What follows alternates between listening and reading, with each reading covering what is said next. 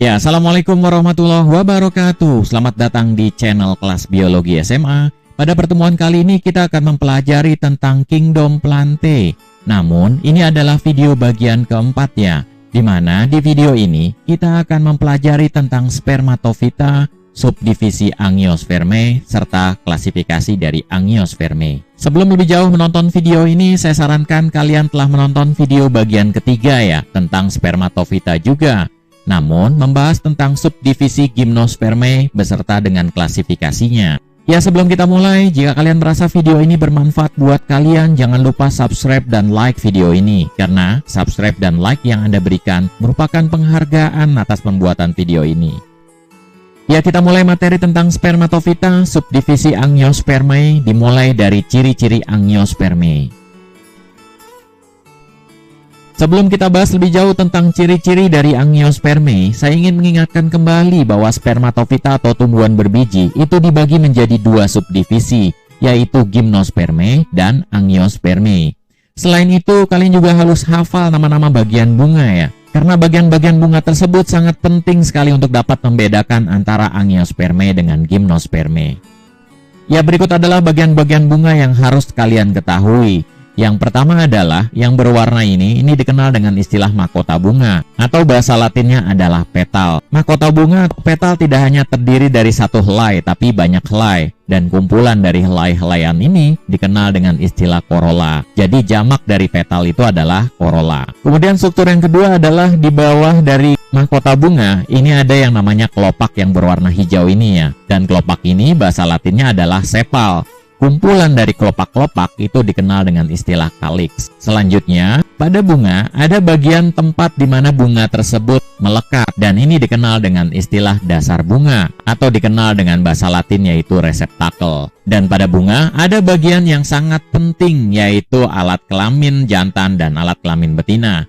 Alat kelamin betina dikenal dengan istilah putik. Putik tuh yang ini ya, dari atas sini sampai dengan bawah sini. Dan bahasa ilmiah dari putik adalah pistil atau karpel. Sedangkan alat kelamin jantannya itu adalah yang ini ya, atau kita kenal dengan istilah benang sari. Bahasa Latin dari benang sari adalah stamen. Putik kalau kita lihat dari atas sampai ke bawah itu bisa dibagi menjadi 4 bagian. Bagian pertama adalah bagian atas atau kita kenal dengan istilah kepala putik, dan bahasa ilmiahnya adalah stigma. Sedangkan kemudian di bawahnya ada tangkai putik atau kita kenal dengan istilah style. Dan di bawah tangkai putik ada daerah yang kemudian membesar seperti ini ya. Dan ini kita kenal dengan istilah bakal buah atau ovari. Di dalam bakal buah ada bintik-bintik seperti ini, dan ini dikenal dengan istilah bakal biji atau ovul. Setelah terjadi penyerbukan dan pembuahan, maka bakal buah atau ovari nanti ini akan berkembang membentuk buah, sedangkan bakal bijinya akan menjadi biji. Jadi buah yang kita lihat sehari-hari itu merupakan perkembangan dari bakal buah dan bakal biji. Ya, alat kelamin jantan yaitu benang sari bisa dibagi menjadi 2 bagian, yaitu kepala sari atau kita kenal dengan istilah anter, dan kemudian tangkai sari atau kita kenal dengan istilah filamen. Ya, setelah kalian mengetahui bagian-bagian dari bunga, maka mari kita masuk ke ciri dari Angiospermae. Ciri Angiospermae yang pertama adalah memiliki alat reproduksi berupa bunga. Jadi kalau kalian kemudian jalan-jalan melihat tanaman, kemudian ada bunganya di mana ada mahkotanya yang berwarna cerah, kemudian ada kelopaknya, kemudian ada alat-alat reproduksinya, maka bisa dipastikan itu masuk ke dalam subdivisi dari Angiospermae. Karena kalau subdivisi dari Gymnospermae, alat reproduksinya itu bukan dalam bentuk bunga seperti ini ya, tapi melainkan dalam bentuk strobilus yang pernah kita pelajari di video sebelumnya. Dan strobilus ini bentuknya seperti bonggol seperti ini ya. Ada juga yang bilang ini seperti corong, maka diberi nama konus. Dan strobilus itu tersusun atas daun buah. Daun buah ini ya, yang kayak genteng-genteng ini namanya daun buah. Nah, nanti pada saat kemudian terjadi penyerbukan dan pembuahan, maka daun buah ini nanti akan kecoklatan dan bentuknya jadi seperti ini. Itu untuk Gymnospermae. Dan Gymnospermae itu berasal dari kata gymnos, artinya terbuka, dan sperm itu biji. Jadi bijinya terbuka atau terekspos ke udara langsung. Jadi pada saat terjadi penyerbukan dan pembuahan, maka strobilus akan menua seperti ini ya. Nah, seperti ini. Nah, kalau kita lihat daun buahnya kemudian berubah seperti kayak mangkok-mangkok yang oval seperti ini ya. Dan bijinya tuh ada di sini, ini bijinya nih. Jadi bijinya ada di permukaan dari daun buah yang ini. Jadi bijinya langsung terekspos ke udara. Itulah kenapa kemudian dinamakan berbiji terbuka. Ya seperti ini ya, ini kelihatan bekas untuk bijinya tadinya ada di sini, kemudian dia terekspos di udara sehingga mudah sekali untuk dilepaskan. Kemudian cekungannya masih kelihatan, ini adalah bekas tempat bijinya. Daun buahnya itu dalam bentuk seperti mangkok seperti ini. Nah, berbeda dengan tumbuhan Angiospermae, Angiospermae itu berasal dari kata angion, artinya botol, dan sperm itu artinya biji. Jadi, Angiospermae adalah tumbuhan yang bijinya ada di dalam daun buah. Dan ciri khasnya, daun buahnya itu mirip seperti botol ya strukturnya. Ya, berikut adalah gambar realnya, di mana ini adalah bakal buahnya, di dalamnya ada bakal biji, kemudian ini adalah tangkai kepala putih, dan kalau kita lihat bakal buahnya yang tersusun atas daun-daun buah, ini kan bentuknya udah mirip seperti botol ini ya, dan bijinya itu ada di dalam. Itulah kenapa kemudian diberi nama Angiospermae, yaitu tumbuhan berbiji tertutup karena dia ada di dalam bakal buah yang berbentuk seperti botol. Dan kalau struktur ini kemudian saya belah untuk ngelihat di dalamnya, benar nggak sih ada bakal bijinya ya seperti ini jadinya. Nah ini nih bakal bijinya nih, yang nanti setelah terjadi penyerbukan dan pembuahan, bakal biji akan jadi biji, dan bakal buah yang ini nih, ini nanti akan berkembang membentuk buah. Dan kalau saya potongnya cross section seperti ini, kemudian dilihatkan ke kalian, bentuknya seperti ini ya. Jadi ini bakal buahnya yang hijau, di dalamnya ada bakal bijinya. Setelah terjadi penyerbukan dan pembuahan, yang ini akan jadi buah, sedangkan yang ini akan jadi biji. Contoh ceritanya ini adalah bunga manggis ya, dimana ini adalah bakal buahnya dan ini adalah bakal bijinya nih ya. Ini bakal biji, bakal biji, bakal biji. Nah, pada saat kemudian terjadi penyerbukan dan pembuahan, maka bakal buah ini akan berkembang membentuk kulit dari manggis yang ini ya. Ini akan jadi bakal buahnya. Sedangkan yang bakal bijinya ini akan berubah menjadi biji. Jadi, tidak semua bakal buah bisa jadi bagian yang kita makan. Tapi ada beberapa yang kemudian bisa dimakan juga, dan banyaknya sih dimakan. Contohnya adalah yang ini ya. Nah, tomat. Ini kan bakal buahnya ya. Dan ini bakal bijinya kemudian jadi biji. Nah, ini kan bakal buah dengan bijinya kita makan semuanya gitu. Ya, ciri Angiospermae berikutnya adalah bentuk daunnya pipih atau melebar seperti ini ya.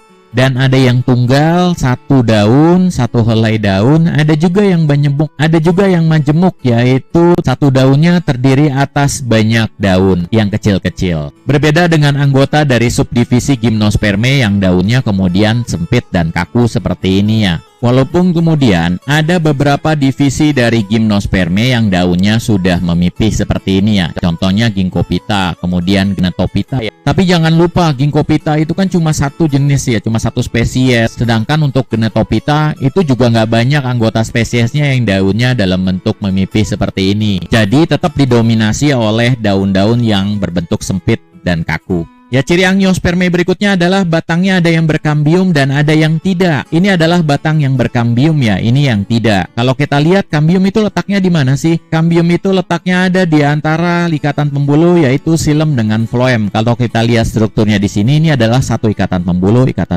kemudian satu ikatan pembuluh, satu ikatan pembuluh, satu ikatan pembuluh, seperti itu ya. Nah, xilemnya itu biasanya dari bagian dalam. Nih xilem, yang atas ini floem. Ini berarti floem, nih floem, floem, floem. Xilemnya berarti yang ini xilem, xilem, xilem, ini xilem, ini xilem, ini xilem. Dan kemudian kambiumnya itu ada di antara xilem dengan floem. Berarti yang ini nih. Ini adalah kambiumnya. Ini adalah kambium, ini kambium, ini kambium. Ada juga kemudian Angiospermae yang dia tidak memiliki kambium, yaitu contohnya ini. Ini adalah xilemnya, atasnya floem. Ini xilem, yang atasnya floem. Ini xilem, ini floem. Ini xilem, yang ini floem, yang ini xilem, yang ini floem. Dan tidak ada kambium di antaranya. Kambium itu untuk apa sih sebenarnya pada tumbuhan? Kambium itu kan sifat selnya meristematis ya, artinya selalu membelah diri. Karena selalu membelah diri, maka kemudian batang tumbuhan yang memiliki kambium itu batangnya akan terus bertambah besar. Berbeda dengan yang tidak memiliki kambium, maka batangnya biasanya pertumbuhannya tidak akan sampai besar seperti misalnya pohon mangga, rambutan, itu tidak akan sampai seperti itu. Umumnya yang memiliki kambium itu batang tumbuhannya dalam bentuk kayu seperti ini ya, dimana kemudian pertumbuhan dari kambium-kambium tersebut sepanjang tahun itu membentuk lingkaran-lingkaran seperti ini. Dan lingkaran ini dikenal dengan istilah lingkaran tahun. Nanti akan dibahas di kelas 2 tentang struktur tumbuhan mengenai lingkaran tahun ini. Ya, kalau Angiospermae itu memiliki batang ada yang berkambium dan ada yang tidak. Kalau Gymnospermae kemarin kita telah pelajari bahwa seluruh anggotanya batangnya berkambium. Sehingga kemudian seluruh anggota Gymnospermae itu batangnya biasanya besar-besar ya. Ya, ciri selanjutnya dari Angiospermae adalah akarnya ada yang berbentuk serabut dan ada yang tunggal. Serabut itu adalah dari satu titik itu akan keluar akar, percabangan-percabangan akar. Jadi dari satu titik. Sedangkan kalau akar tunggang, itu tunggang dari kata tunggal. Jadi satu dulu dia sebagai akar utama, kemudian baru akan keluar cabang-cabangnya pada akar utama tersebut. Jadi itulah perbedaan antara akar serabut dengan akar tunggang. Berbeda dengan gimnosperme yang kemudian akarnya seluruhnya adalah tunggang. Jadi nggak ada anggota gimnosperme yang akarnya serabut. Ya, ciri angiosperme yang berikutnya dan yang terakhir adalah reproduksi generatifnya mengalami 2 kali pembuahan atau dikenal dengan istilah pembuahan ganda. Berbeda dengan gimnosperme di mana reproduksi generatifnya hanya mengalami 1 kali pembuahan atau dikenal dengan istilah pembuahan tunggal. Ya, untuk reproduksi baik itu angiosperme dengan gimnosperme beserta dengan metagenesis pada spermatofita akan dibahas di video terakhir tentang Kingdom Plantae, yaitu video kelima. Ya, selanjutnya kita bahas tentang klasifikasi dari angiosperme. Angiosperme dibagi menjadi 2 kelas ya. Yang pertama adalah kelas Liliopsida atau dikenal juga dengan istilah monocotyledon, dan yang kedua adalah kelas Magnoliopsida atau dikenal juga dengan istilah dicotyledon. Monocotyledon dan dicotyledon, monocotyledon sering disingkat menjadi monokotil dan dicotyledon sering disingkat dengan istilah dikotil. Ya, mari kita bahas perbedaan keduanya antara monokotil dengan dikotil. Ya, sebelum kita membahas tentang perbedaan antara monocotyledon dengan dicotyledon, kalian harus tahu dulu apa itu cotyledon. Cotyledon itu adalah bagian dari biji selain embrio. Ini embrio pada biji ya, yang sudah kita bahas sebelumnya. Dan cotyledon itu yang ininya nih, keseluruhan ini nih. Nih yang ini juga.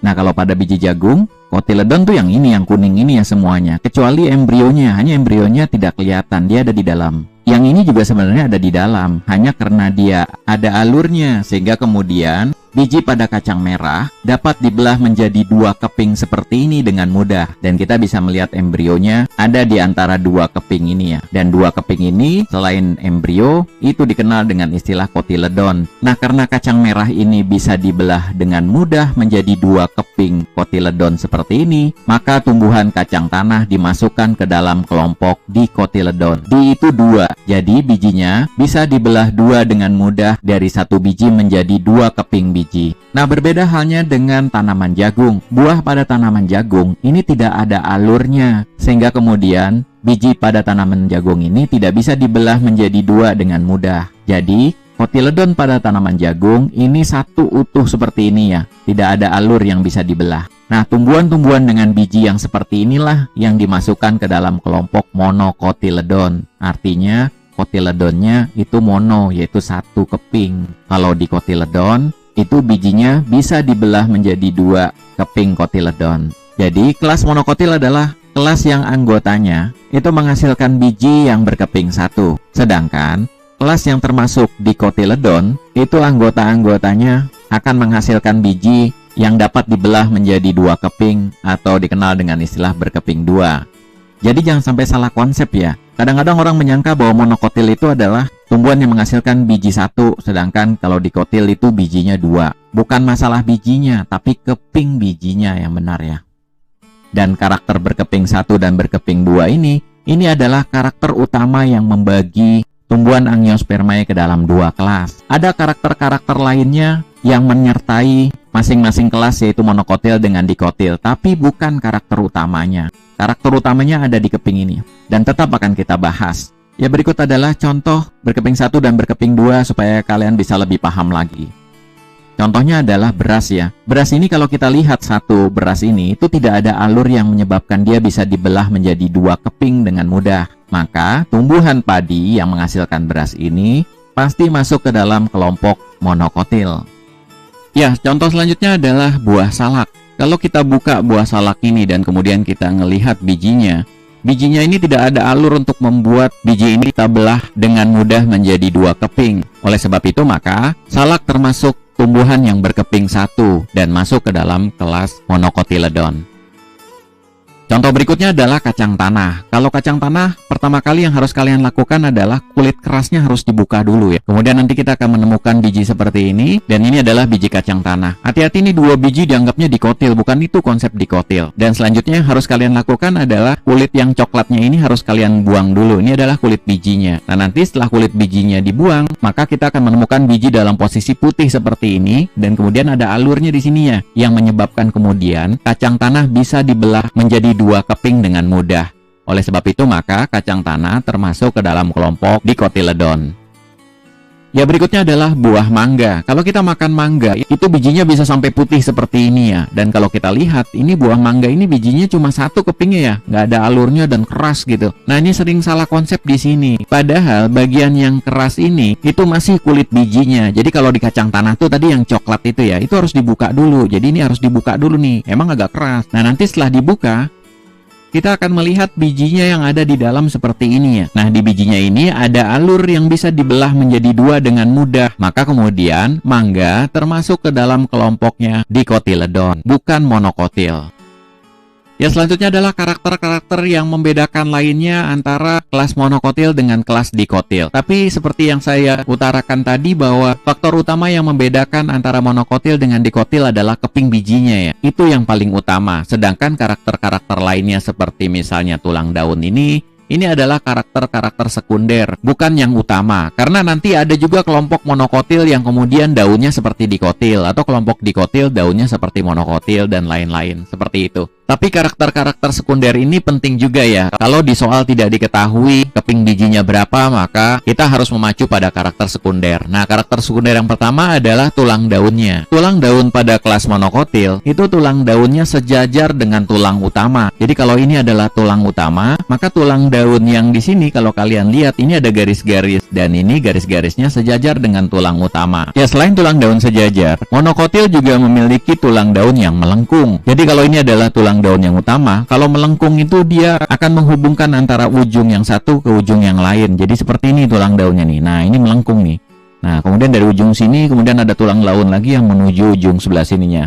Begitu pula dengan yang ini ya, dan yang ini juga. Inilah yang dikenal dengan istilah tulang daun melengkung, dan tulang daun sejajar serta melengkung itu ciri khas dari kelompoknya monokotil. Untuk ciri khas tulang daun pada kelompok dikotil, tulang daunnya adalah menyirip ya. Jadi kalau ini adalah tulang daun utama, maka tulang daun percabangan-percabangannya itu adalah yang ini ya, kiri dengan kanan. Dan kalau kita lihat sepintas, ini mirip seperti tulang ikan. Maka kemudian tulang daun seperti ini kita kenal dengan istilah tulang daun menyirip. Selain tulang daun menyirip, ciri khas tumbuhan dikotil, tulang daunnya juga ada juga yang menjari. Yang menjari itu seperti ini ya. Jadi kalau misalnya ini adalah telapak tangan, maka ini adalah tulang-tulang jari-jari kita. Misalnya ini tulang jempol, kemudian ini tulang telunjuk, kemudian ini tulang jari tengah, kemudian ini adalah tulang jari manis, dan seterusnya. Jadi, tulang daun menjari itu dari satu titik itu menyebar ya ke sudut-sudut daun dan mirip seperti telapak tangan kita dengan tulang-tulang jari-jari kita. Itulah kenapa kemudian dinamakan tulang daun menjari.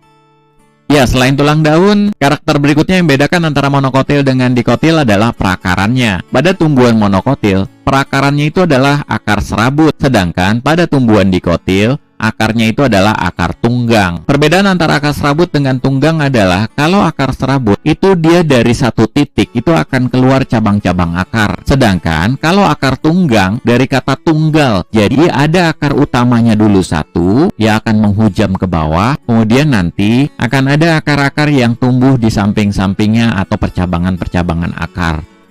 Ya, karakter selanjutnya yang membedakan antara monokotil dengan dikotil adalah jumlah helaian mahkota bunganya. Kalau pada kelompok tumbuhan monokotil, mahkota bunganya itu terdiri atas 3 helai atau kelipatannya. Contohnya kalau kita lihat bunga yang ini ya, di mana di sini helaian mahkotanya ada 1, 2, 3, 4, 5, 6. Dan 6 itu adalah kelipatan dari 3. Maka bunga ini masuk ke dalam kelompok monokotil. Untuk kelompok tumbuhan dikotil, helaian penyusun mahkota bunganya itu terdiri atas 2, 4, atau 5 helai atau kelipatannya. Contohnya pada bunga kembang sepatu ini ya. Kalau kita lihat helaian mahkotanya ada 1, 2, 3, 4, 5. Maka tanaman kembang sepatu itu masuk ke dalam kelompok dikotil. Ya, karakter berikutnya yang membedakan antara monokotil dengan dikotil adalah letak ikatan pembuluhnya atau pembuluh angkutnya ya. Kalau tumbuhan monokotil, ikatan pembuluhnya itu tersebar. Ini ikatan pembuluhnya nih, ini satu pasang ikatan pembuluh, ikatan pembuluh, ikatan pembuluh, ikatan pembuluh, ikatan pembuluh. Jadi dia tersebar pada batang. Dan ini adalah xilem, yang atasnya phloem. Ini xilem, phloem, yang ini xilem, yang ini phloem, ini xilem, ini phloem. Seperti itu ya. Nah, Pada tumbuhan dikotil, berkas pembuluh angkutnya tersusun dalam suatu lingkaran. Jadi ini adalah bekas pembuluh pada tumbuhan dikotil. Ini juga berkas pembuluh, ini juga berkas pembuluh atau pembuluh angkut nama lainnya ya. Ini juga jaringan pembuluh angkut, jaringan pengangkut, ini jaringan pengangkut, dan jaringan pengangkut terdiri atas silem, floem. Ini juga silem, ini floemnya, ini silem, ini floem, ini silem, ini floemnya. Nah, kalau kita lihat berkas pengangkutnya atau pembuluh angkutnya, ini tersusun dalam bentuk lingkaran. Selain itu, perbedaan antara monokotil dengan dikotil adalah pada tumbuhan monokotil itu dia tidak memiliki kambium, sedangkan pada tumbuhan dikotil terdapat kambium di antara jaringan penyusun berkas pengangkutnya. Seperti kita ketahui bahwa jaringan pengangkut atau berkas pengangkut itu terdiri atas silem dengan floem. Jadi kalau ini adalah silem, ini ada floem, ini silem, ini floem, maka kambiumnya itu ada di antaranya. Yang ini berarti ya, ini kambium nih. Jadi ini adalah silem, kemudian ini adalah kambium, ini floem. Ini silem, ini kambium, ini floem. Jadi di antara silem dengan floem ada kambium. Ya demikian perbedaan antara kelas monokotil dengan kelas dikotil. Saran saya kalian bikin tabel seperti ini ya, dimana ada keping biji, dimana untuk kotiledon dia 1, sedangkan dikotil dia berkeping 2. Tulang daunnya kalau untuk monokotil dia sejajar atau melengkung, seperti itu ya. Kalian buat ini kemudian dibawa tiap hari kalau lagi iseng dibaca, maka dalam waktu singkat kalian akan hafal ini, karena ini harus hafal ya. Dan ulangan sering banget keluar dari sini. Ya selanjutnya kita bahas tentang klasifikasi monokotil. Ya, kelas monokotil itu akan dibagi menjadi banyak suku atau familia. Hanya pada video ini, saya hanya akan menampilkan 9 suku atau famili pada monokotil. Di buku-buku pelajaran sebenarnya ada yang lebih sedikit lagi ya. Ada yang hanya 4 ngasih contoh, ada yang 5, ada yang 12 seperti ini. Ya, ini yang saya ambil adalah yang terbanyak di buku-buku. Kalau kalian kemudian gurunya mengacu pada buku yang cuma 4 atau 5, maka tinggal kurangin saja ya. Jadi jangan bingung. Hanya di video saya usahakan untuk yang ada di buku itu terbahas semua. Ya, sebelum kita bahas satu persatu family dari monokotil, saya ingin memberikan tips cara belajar family dari monokotil maupun dikotil ya. Dan yang dibahas memang banyak. Oleh sebab itu maka harus pakai trik. Triknya adalah kalian harus bikin ringkasannya. Karena umumnya membahas family atau suku pada kelas monokotil atau dikotil itu tidak akan jauh dari sekitar nama family-nya, kemudian ciri khas dari family tersebut, kemudian contohnya. Oleh sebab itu kalian harus bikin tabel seperti ini ya. Jadi ada suku atau familinya apa, ciri utamanya itu apa, contoh tanamannya itu apa. Kalian buat sekumplit-kumplitnya, bikin catatan. Kemudian kalau lagi iseng, kalian bisa hafalkan pelan-pelan satu persatu, satu suku, kemudian tambah lagi suku berikutnya, dan seterusnya. Dalam waktu singkat, kalian pasti akan hafal. Karena mudah kok ngafalinnya sebenarnya. Karena nggak semuanya contohnya banyak. Ada yang cuma 2, ada 1, ada yang 3, seperti itu ya. Ciri utamanya juga tidak banyak, biasanya 2 atau 3 contoh, bahkan ada yang cuma 1 ciri utamanya. Ya, mari kita bahas, kita mulai dari suku Gramineae atau Poaceae. Suku Gramineae atau Poaceae dikenal juga dengan istilah keluarga rumput ya. Dan keluarga rumput ini memiliki ciri khas yaitu daunnya berbentuk seperti pita kayak begini, dan tulang daunnya biasa sejajar. Ini adalah tulang daun utamanya. Kemudian kita bisa lihat tulang daun lainnya yang berkedudukan sejajar dengan tulang daun utama. Ciri berikutnya adalah batangnya agak berongga. Kita ambil contoh lainnya yaitu keluarga rumput juga, yaitu tanaman sereh seperti ini. Nah, kalau kita lihat kemudian batangnya, ini kalau kita belah batangnya dia berongga ya. Ciri Gramineae berikutnya adalah bunganya berbentuk bulir-bulir seperti ini, dan ini mudah sekali untuk diterbangkan. Oleh sebab itu maka kelompok Gramineae itu biasanya penyerbukannya dibantu oleh angin. Dan berikut adalah beberapa contoh yang harus kalian hafalkan untuk kelompok Gramineae. Yang pertama adalah tentunya keluarga rumput ya. Contohnya rumput gajah. Dinamakan rumput gajah karena pitanya ukurannya besar-besar. Kemudian contoh lainnya adalah jagung. Ini kalau kita lihat daunnya berbentuk seperti pita ya, dengan tulang daunnya yang sejajar dengan tulang utama. Kemudian kalau kita lihat batang dari tanaman jagung, ini juga berongga. Kemudian berikutnya adalah padi. Padi juga sama, batangnya berongga, kemudian daunnya juga berbentuk pita dengan tulang daun sejajar, kemudian bunganya juga bunga berbulir dan penyerbukannya dibantu oleh angin. Contoh berikutnya adalah bambu atau bambosa. Ini juga sama, daunnya berbentuk pita dengan tulang daun sejajar, kemudian batangnya sudah dapat dipastikan berongga. Kemudian contoh berikutnya adalah tebu. Ini juga kelihatan daunnya berbentuk pita dengan tulang daun sejajar. Contoh berikutnya adalah sereh, yang kemudian batangnya ini berongga dan biasa digunakan sebagai bumbu masak ya. Ya, famili berikutnya adalah Musaceae, dikenal juga dengan keluarga pisang dan ciri khasnya adalah daunnya berpelepah ya, dengan tulang daunnya menyirip. Nah, ini yang saya bilang tadi bahwa monokotil itu karakter untuk daunnya bisa jadi kemudian memiliki karakter yang dikotil, kan menyirip itu dikotil ya. Makanya untuk menentukan apakah dia monokotil atau dikotil, yang utama itu adalah jumlah keping bijinya. Ya, ciri Musaceae berikutnya adalah batangnya merupakan batang semu. Kenapa demikian? Karena sebenarnya batang ini tersusun dari daun yang berpelepah. Jadi kalau ini daun, ini pelepahnya sebenarnya. Dan pelepahnya kemudian antara satu daun dengan daun yang lain itu mengumpul menjadi satu. Jadi seperti ini pelepahnya nih. Ya kalau tangkai daun itu ada pelepahnya, ada pelebarannya gitu, kayak ada sayapnya nih ke samping. Yang ini nih ya kelihatan jelas sekali. Atau kalau misalnya pada rumput teki, ini yang disebut sebagai pelepahnya. Nah, pada pisang, pelepahnya ini berkumpul antara satu daun dengan daun yang lain, membentuk struktur yang dikenal dengan istilah batang pisang. Jadi sebenarnya bukan batang pisang ada di bawahnya ya. Itulah kenapa kemudian batang pisang dianggap batang semu. Nah, batang yang sesungguhnya itu ada di bawahnya di sini nih, sebelum akarnya. Nah, ini seperti ini, dikenal dengan istilah umbi, atau di Indonesia dibilang bonggol pisang. Nah, bonggol pisang ini bisa dimasak ya, dibikin keripik nih, enak banget dijual. Banyak di toko-toko online itu banyak yang jual.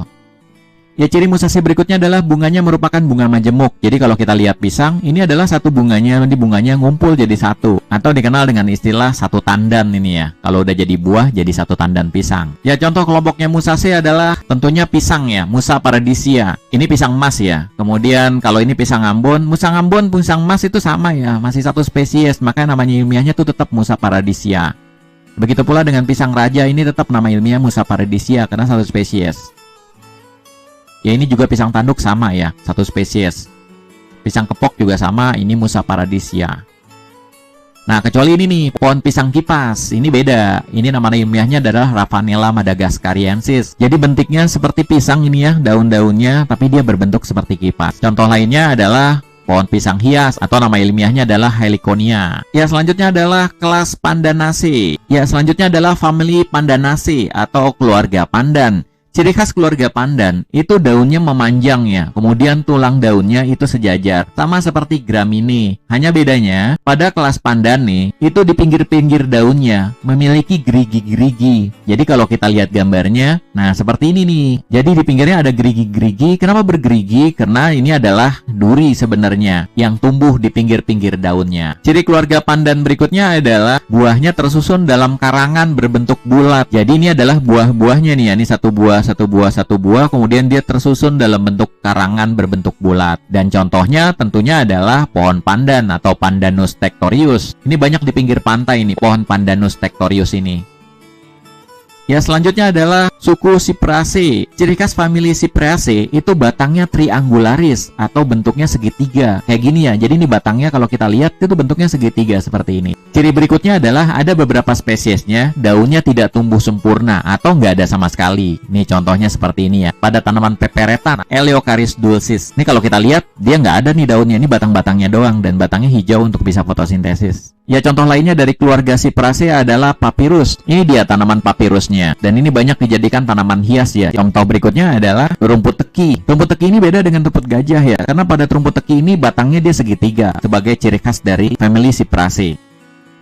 Yang selanjutnya adalah suku Palmae, dikenal juga dengan keluarga pinang. Ciri khas dari kelompok Palmae, ini daunnya menyirip dan membentuk kipas seperti ini ya. Dan ciri khas berikutnya dari keluarga pinang atau Palmae adalah batangnya biasanya tidak bercabang, seperti ini contohnya. Ciri khas berikutnya adalah akarnya biasanya serabut dan kelihatan di permukaan seperti ini ya. Dan contoh tanaman dari kelompok Palmae adalah tentunya pinang, yang batangnya kelihatan lurus sekali. Kemudian contoh berikutnya adalah kelapa, Cocos nucifera, ini juga batangnya lurus dan daunnya seperti kipas lebar gitu, gede gitu ya. Kemudian selain kelapa juga ada pohon aren. Ini juga mirip-mirip nih dengan pohon kelapa nih sebenarnya. Nah, pohon aren ini ada bunga jantan dengan bunga betinanya. Bunga betinanya nanti begitu kemudian terjadi penyerbukan dan pembuahan, maka dihasilkan biji. Dan bijinya ini sering kita makan di bulan puasa, yaitu kolang-kaling. Jadi buah kolang-kaling itu dari buah aren. Ya, contoh berikutnya adalah salak ya. Dan berikutnya lagi yang termasuk keluarga palem yaitu kurma. Ya, contoh berikutnya adalah pohon sagu ya. Sagu itu diambil dari batangnya. Jadi batangnya biasanya akan diserut seperti ini, kemudian nanti ditumbuk supaya halus. Kemudian kalau udah halus ditampung seperti ini, barulah kemudian nanti dan diolah kemudian jadi makanan. Seperti contohnya adalah papeda ini ya. Enak banget ini. Nah, ini sagu yang udah diolah nih, nanti digunakan sebagai pengganti nasi. Dan ini dimakan dengan ikan, kemudian ada kuahnya, enak sekali ya. Kemudian sagu juga bisa diolah menjadi kue ranggi yang dikasih gula merah, dan ini juga enak sekali.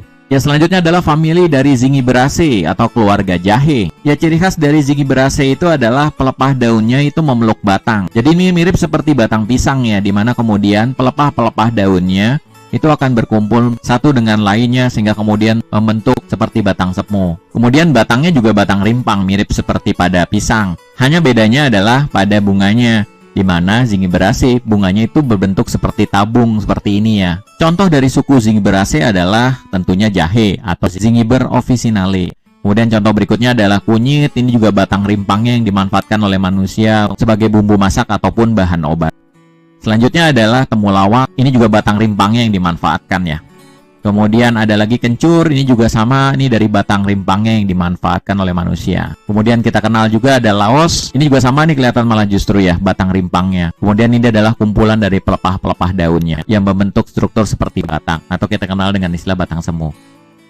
Ya, suku berikutnya adalah Bromeliaceae atau dikenal dengan istilah keluarga nanas. Ciri khas dari keluarga nanas itu adalah daunnya berkumpul di pangkal batang. Jadi ini adalah batangnya ya, pangkal batangnya, dan ini adalah daun-daunnya. Jadi ngumpul jadi satu seperti ini. Contoh dari keluarga nanas atau Bromeliaceae yaitu tentunya nanas. Dengan nama ilmiah adalah Ananas comosus, dan buah nanas ini tumbuh di atas dari pelepah-pelepah daunnya. Ya, selanjutnya adalah suku Orchidaceae atau dikenal juga dengan keluarga anggrek. Ciri khasnya adalah daunnya berdaging ya, jadi agak tebal begitu. Dan pada pangkal batangnya ada struktur yang menggembung seperti ini, dan ini digunakan sebagai penyimpan cadangan air pada tanaman anggrek. Ciri khas berikutnya dari suku Orchidaceae adalah akarnya rimpang ya. Kemudian ciri khas berikutnya adalah bunganya memiliki labellum. Labellum tuh struktur yang ini ya. Kata label itu kayak bibir. Jadi bunga dari keluarga anggrek ciri khasnya adalah adanya labellum atau bibir seperti ini. Ya, contohnya adalah pada bunga anggrek Cattleya. Nah, ini labellumnya nih. Nah, contoh berikutnya adalah anggrek Dendrobium. Nah, ini adalah labellumnya nih. Ini ciri khas dari tanaman anggrek. Contoh selanjutnya adalah anggrek Arundina dengan labellumnya yang ini ya. Selanjutnya adalah anggrek Epidendrum. Dan contoh berikutnya adalah Vanilli. Ini labellumnya. Ya, suku monokotil berikutnya adalah Liliaceae. Ciri khas dari bunga Liliaceae itu bunganya terdiri atas 6 helai mahkota ya. Jadi ini 1, 2, 3, 4, 5, 6. Dan kemudian mahkotanya tersusun membentuk struktur seperti trompet. Ciri khas berikutnya dari Liliaceae adalah buahnya berbentuk buni atau buahnya berdaging. Jadi buahnya agak tebal ya. Dan ciri khas dari kelompok Liliaceae berikutnya adalah daunnya berkumpul membentuk umbi lapis. Dan umbi lapis ini adalah tumpukan dari daun yang tersusun rapat seperti pada bawang ini ya. Dan Liliaceae ini dikenal juga dengan keluarga lili atau keluarga bawang. Contohnya adalah tanaman lili sendiri. Ini buahnya buni nih. Jadi buahnya berdaging dan berair. Contoh berikutnya dari famili Liliaceae adalah bawang merah. Dan umbi lapisnya dimanfaatkan oleh manusia sebagai bumbu masak umumnya. Selanjutnya adalah bawang putih, ini juga termasuk ke dalam kelompok Liliaceae. Berikutnya adalah bawang bombay, ini juga kelompok Liliaceae, di sini jelas sekali adanya umbi lapisnya. Selanjutnya ada asparagus yang masuk ke dalam kelompok Liliaceae, dan asparagus ini dimanfaatkan oleh manusia untuk dijadikan bahan makanan, yaitu terutama sayur ya. Dimana asparagus biasanya ditumis dan kalau dicampur dengan udang ini enak benar ya. Contoh selanjutnya dari suku Liliaceae adalah tanaman lidah mertua. Tanaman ini digunakan sebagai tanaman hias di pekarangan. Contoh selanjutnya dari suku Liliaceae adalah hanjuang. Ini tanamannya dan ciri khasnya daun mudanya berwarna merah ya. Selanjutnya makin tua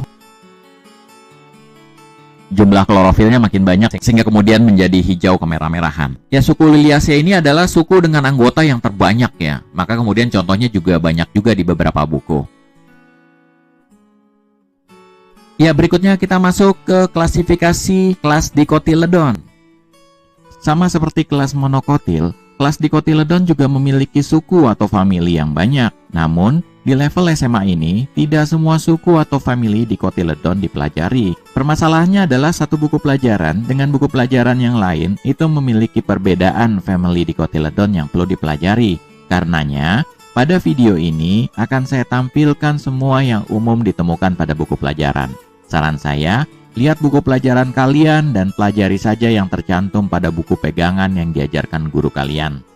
Ya, berikut adalah beberapa suku kotiledon yang perlu kalian pelajari. Ada 14 suku di kotiledon, cukup banyak. Karenanya saran saya adalah buatlah tabel ringkasan dari family di kotiledon ini. Sama seperti pada family monocotyledon, yaitu kalian harus cantumkan nama suku, kemudian ciri khas utama dari suku tersebut, serta contoh tanamannya. Pada saat senggang, buka dan hafalkan satu persatu. Saya yakin tidak akan memakan waktu lama kalau kalian niat menghafalkannya. Ya, kita mulai satu persatu membahas suku dari kelas Dicotyledon.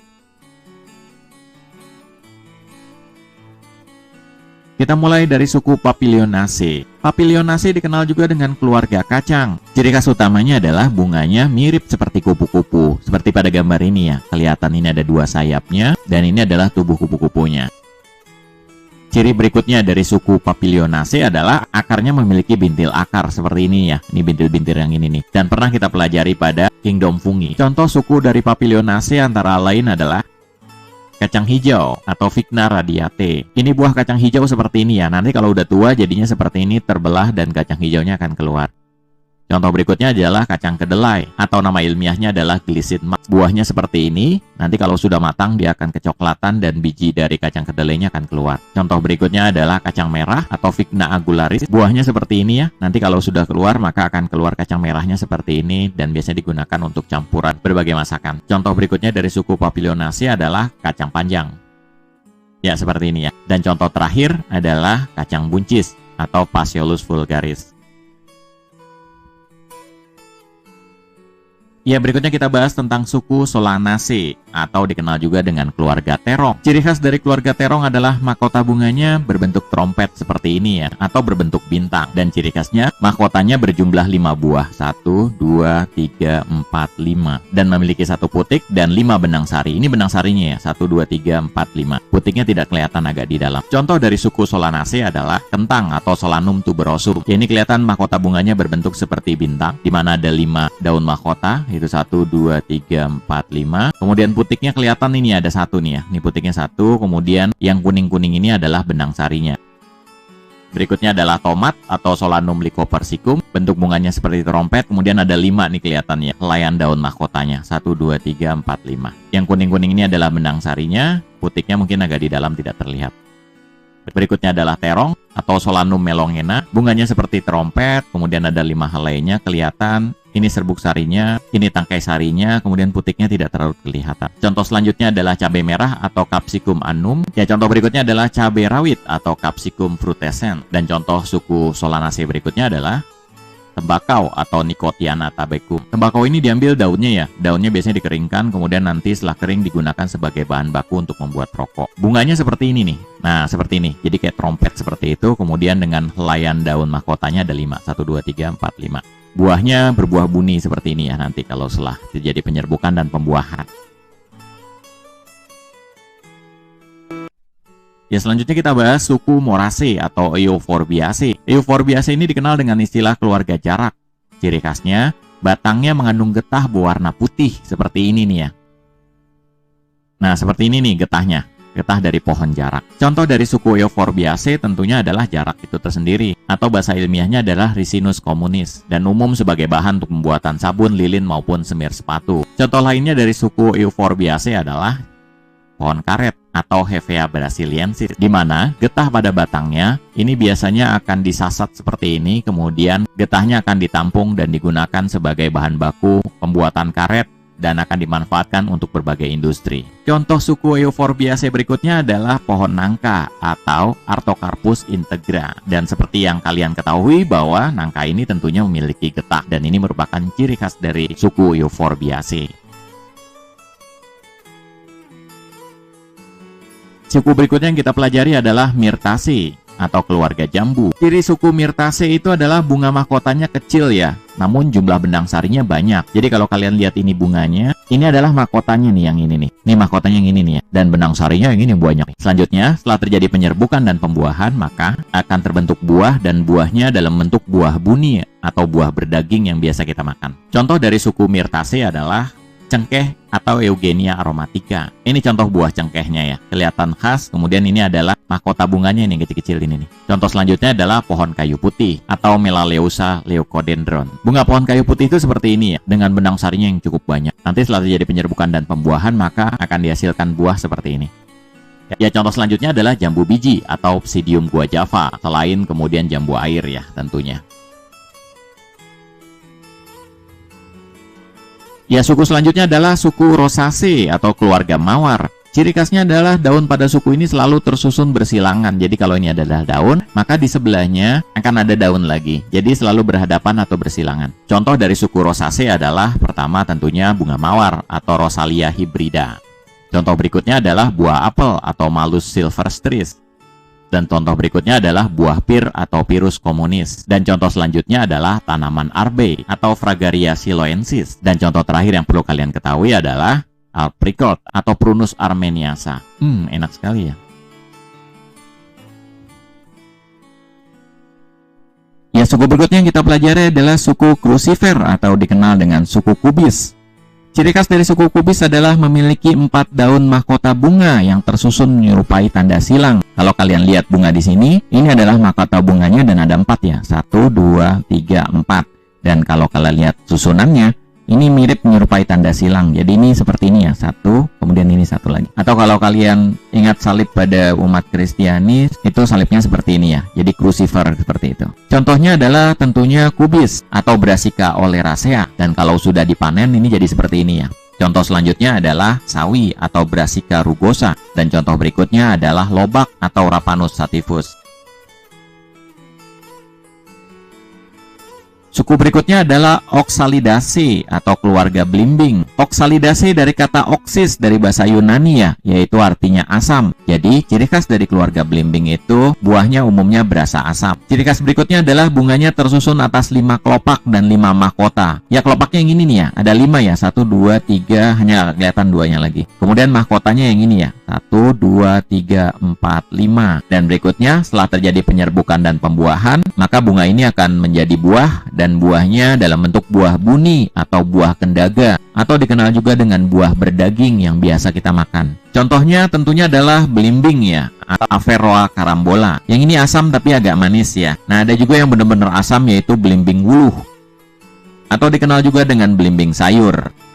Dan contoh selanjutnya itu adalah daun asam kecil atau bahasa lokalnya kalincing. Ini bunganya yang khas tadi ya, di mana mahkota bunganya ada 5 dan kelopaknya juga ada 5. Ini nanti setelah terjadi penyerbukan dan pembuahan maka akan menjadi buah seperti ini kecil ya. Jadi mirip seperti belimbing kecil. Dan ini kalau digigit ini asam ini, hanya jarang dikonsumsi oleh manusia ya. Suku selanjutnya yang perlu kalian pelajari adalah suku Rutaceae atau keluarga jeruk. Ciri khas dari suku Rutaceae itu terdapat kelenjar minyak pada daunnya. Jadi kalau ini daun, ini permukaannya atau lapisan epidermisnya, maka di antaranya itu ada kelenjar minyaknya. Ini juga kelenjar minyaknya. Kalau lihat di bawah mikroskop aslinya seperti ini ya. Nah, ini kelenjar-kelenjar minyaknya nih. Contohnya tentunya adalah jeruk keprok atau Citrus nobilis, dan contoh selanjutnya jeruk nipis. Kemudian ada jeruk gulung atau dikenal juga dengan istilah jeruk Bali dengan nama ilmiah Citrus maxima. Ya, kelas selanjutnya yang kita pelajari adalah Malvaceae. Ciri khas dari Malvaceae ini adalah bunganya dengan mahkota 5 membentuk corong dengan kelopak bunga bersatu. Ini mahkotanya nih ya, ada 5. 1, 2, 3, 4, 5. Kemudian kelopak bunganya bersatu. Kelopaknya yang ini ya. Kalau kalian lihat nggak ada belah-belahannya, jadi nyatu. Ciri khas berikutnya adalah benang sarinya banyak dan tersambung dengan putik. Ini benang sarinya. Kemudian kalau kalian lihat, ini dia duduk di putik. Ini tangkai putiknya ini ya. Ini kepala putiknya. Contoh dari kelompok Malvaceae adalah kembang sepatu tentunya, atau Hibiscus rosasinensis. Selanjutnya adalah pohon waru atau Hibiscus tiliaceus. Contoh selanjutnya adalah kapas atau Gossypium hirsutum. Ini bunganya ya, kelihatan khas ya, di mana benang sarinya yang banyak ini kemudian menempel pada putik. Nah, nanti setelah terjadi penyerbukan dan pembuahan, maka akan dihasilkan buah kapas seperti ini ya, di mana ada biji-biji hitamnya, ini nggak kelihatan. Nanti dari biji-biji hitam itu keluar salur-salur berwarna putih seperti ini yang kita kenal sebagai kapas. Suku selanjutnya yang perlu kalian pelajari adalah suku Umbellifer. Ciri khas dari tumbuhan ini adalah menghasilkan minyak aromatik. Ciri khas berikutnya adalah batangnya berongga. Kalau kalian lihat tanaman seledri ini, pada saat batangnya dipotong, ini kelihatan lubang-lubang ya, dan ini akan terus ke bawah. Nah, ini dikenal dengan batang berongga. Selain itu, permukaannya juga beralur. Jadi kalau kalian lihat, ini ada alur-alurnya. Atau ini mungkin lebih jelas. Nah, ini alur-alurnya maksudnya ya. Dan kalau kalian lihat tanaman seledri, batangnya juga beralur ya. Ini juga beralur nih. Ciri khas dari Umbellifer berikutnya adalah bunganya majemuk. Jadi banyak bunga bergabung menjadi satu dan kemudian membentuk struktur seperti payung. Jadi ini kayak payung gitu ya, dengan tangkai-tangkai bunganya sebagai penahan payung. Aslinya seperti ini ya. Jadi mengumpul jadi satu bunganya dan membentuk struktur seperti payung. Contohnya yang perlu kalian ketahui dari suku Umbellifer adalah tanaman ketumbar yang umum digunakan bijinya sebagai bahan masakan. Kemudian seledri, kalau kalian lihat ini batangnya ada alur-alurnya khas. Kemudian ada adas, dan adas ini umum digunakan sebagai sayur atau penyedap masakan. Ya, suku selanjutnya yang perlu kalian pelajari adalah suku Cactaceae atau keluarga kaktus. Ciri khas dari keluarga kaktus adalah memiliki akar yang panjang karena kaktus ini tumbuh di daerah gurun atau daerah yang kering, sehingga di permukaan dari tanah tempat hidupnya kaktus itu air sulit didapat dan air umumnya terdapat jauh di dalam tanah, sehingga kemudian tanaman kaktus umumnya memiliki akar yang panjang. Ciri khas berikutnya adalah daunnya termodifikasi membentuk duri. Jadi kalau kalian lihat yang hijau-hijau ini adalah batangnya. Daunnya yang ini ya, yang duri-duri kecil ini. Kemudian ciri khas berikutnya memiliki lapisan lilin pada batangnya. Jadi kalau kalian lihat tanaman kaktus ini agak mengkilat. Kenapa demikian? Karena ada lapisan lilinnya. Tujuannya pada saat kemudian sinar matahari begitu terik, maka air di dalam tanaman ini akan menguap. Nah, dengan adanya lapisan lilin pada batang, maka uap air tidak keluar, sehingga kemudian tetap tertahan di dalam batang, sehingga tanaman kaktus tidak kekurangan air. Contoh dari suku Cactaceae adalah kaktus tentunya. Dan kaktus itu banyak macam ya jenisnya. Ada yang batangnya panjang-panjang seperti ini. Contohnya adalah kaktus Cereus jamakaru. Namun ada juga batang tanaman kaktus yang bentuknya melebar ya seperti daun. Nah, kaktus semacam ini dikenal dengan nama ilmiah Opuntia monacantha. Nah, ini dia nih, batangnya jadi lebar-lebar seperti daun. Walaupun daun sesungguhnya itu adalah duri-duri ini. Ya, suku berikutnya yang perlu kalian pelajari adalah Composite, dan suku Composite ini memiliki anggota terbanyak pada kelas Dicotyledon. Ciri khas dari suku Composite adalah memiliki bunga majemuk. Jadi kalau kalian lihat bunga ini sebenarnya adalah bunga majemuk yang terdiri atas banyak bunga yang bergabung menjadi satu. Dan bunga-bunganya itu sebenarnya adalah bunga-bunga yang kayak tabung-tabung ini. Ini adalah bunganya. Kenapa demikian? Karena di dalamnya memiliki putik dan benang sari. Selain bunga tabung ini, pada Composite juga ada bunga tepi ya. Ini bunga tepinya yang kuning-kuning ini. Nah, pada bunga tepi ini tidak terdapat putik maupun benang sari. Jadi, bunga majemuk pada Composite itu memiliki bunga tepi dan bunga tabung. Ini bunga tepi, ini bunga tabungnya. Ya, contoh dari Composite adalah bandotan atau agaratum. Ini umum ditemui di lapangan yang banyak terdapat rumput ataupun alang-alang. Contoh berikutnya adalah selada atau Lactuca sativa. Contoh berikutnya adalah dahlia. Ini kelihatan jelas ya bunganya. Ini adalah bunga tepinya, sedangkan ini adalah bunga-bunga tabungnya. Kemudian contoh selanjutnya adalah bunga matahari atau helianthus. Ini bunga tepinya, ini bunga-bunga tabungnya ya, yang mengandung benang sari dan putik. Selanjutnya adalah tanaman aster. Ini bunga tepinya, ini bunga-bunga tabungnya. Ya, selanjutnya suku yang kalian pelajari adalah suku Labiatae. Dan suku Labiatae ini ciri khasnya adalah menghasilkan minyak aromatik yang beraroma harum. Kemudian ciri khas berikutnya adalah bunganya berbentuk seperti bibir ya, yaitu bibir atas dan bawah. Ini bibir bawahnya, ini bibir atasnya nih. Jadi ini bibir atas, ini bibir bawahnya. Jadi bunganya berbibir atau berbentuk seperti bibir atas dan bawah. Contohnya adalah pohon lavender yang umum digunakan sebagai bahan baku untuk gel anti nyamuk serta pengharum ruangan maupun parfum. Selanjutnya adalah pohon poko atau Menta arvensis, dan pohon poko ini menghasilkan minyak aromatik berbau harum dan pedas atau kita kenal dengan istilah mentol. Selanjutnya adalah pohon nilam yang akan menghasilkan minyak nilam, dan minyak nilam ini banyak digunakan sebagai bahan baku untuk pembuatan minyak rambut, anti jerawat, obat eksim, dan anti jamur. Beberapa orang juga menyampurkan minyak nilam dengan sampo herbal sehingga berguna untuk menyembuhkan ketombe. Contoh selanjutnya adalah pohon kumis kucing. Ya, suku terakhir yang perlu kita pelajari pada kelas Dicotyledon adalah suku Lauraceae. Ciri khas dari suku Lauraceae adalah bunganya tidak dapat dibedakan antara kelopak dan mahkotanya. Kalau kita lihat di sini, kalian akan kebingungan mana mahkota, mana kelopaknya. Sebenarnya kelopaknya itu yang ini ya, yang hijau yang lebar ini justru. Namun nampak seolah-olah seperti mahkota. Padahal mahkota bunganya itu yang ini. Ini mahkotanya nih. Jadi mengecil, mirip seperti benang sari. Nah, benang sari yang sungguhnya tuh warna kuning ini ya. Ini benang sarinya. Dan putiknya yang putih ini yang di tengah. Jadi antara kelopak dengan mahkota ini agak sulit dibedakan. Contohnya tentunya adalah pohon alpukat. Nah, yang tadi ini ya gambar bunganya. Ini adalah bunga dari pohon alpukat. Contoh selanjutnya adalah pohon kayu manis. Nah, kalau kalian lihat ini mahkotanya dengan kelopaknya agak sulit dibedakan, sama seperti pohon alpukat tadi. Ya, demikian materi kita tentang spermatofita. Kita telah bahas tentang ciri khas Angiospermae beserta dengan klasifikasinya. Sampai ketemu di video selanjutnya, yaitu tentang reproduksi maupun metagenesis pada kingdom Plantae sebagai video terakhir. Demikian, saya doakan kalian sukses belajarnya dan mendapatkan nilai-nilai yang bagus. Wassalamualaikum warahmatullahi wabarakatuh.